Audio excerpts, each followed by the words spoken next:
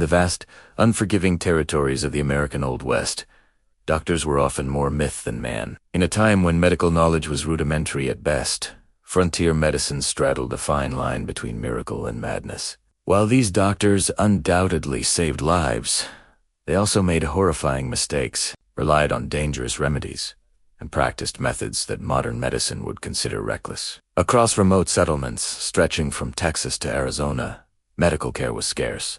Regulation was nearly non-existent, and survival often depended more on luck than skill. This story explores some of the most dangerous, controversial, and little discussed medical practices of the Old West, offering a rare glimpse into a frontier world where desperation often shaped decisions more than science. The Old West was defined by lawlessness and unpredictability, and medicine reflected that same instability. A doctor's education was often as unregulated as the land itself. Some physicians had studied in eastern cities like Philadelphia or gained battlefield experience during the American Civil War, but many others learned through books, apprenticeships, or sheer trial and error. In isolated towns, there were no medical boards verifying credentials, no standardized exams, and no consistent oversight. A confident manner, a black medical bag, and a few instruments were often enough to establish authority. Some practitioners exaggerated or fabricated their qualifications to gain trust, and vulnerable communities had little choice but to believe them. Without accountability,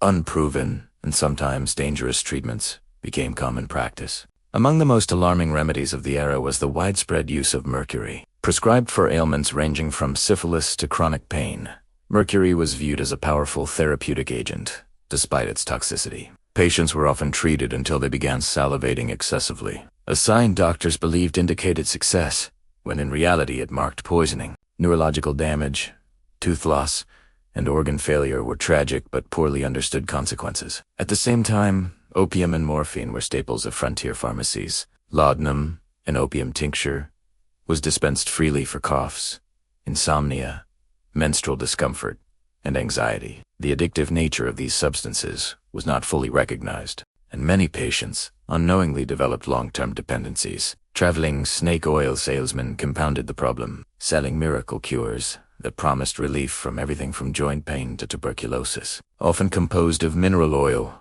alcohol, or narcotics. These mixtures produced temporary sensations that created the illusion of effectiveness, allowing sellers to profit while providing little genuine relief.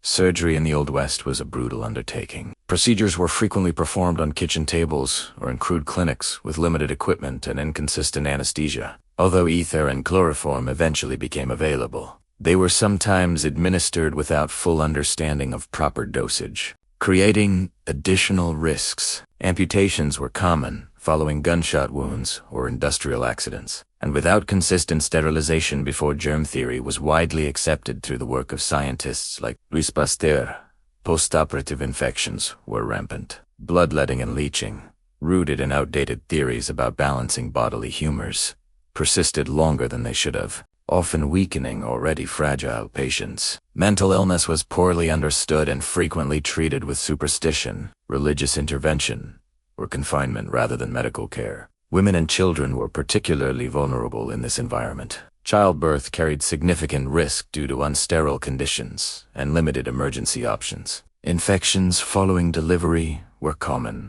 and infant mortality rates were high. Women's broader health concerns were often misunderstood or dismissed, with conditions such as hysteria or infertility treated through questionable and sometimes harmful interventions. The lack of documentation in many frontier communities means that countless personal tragedies were never formally recorded.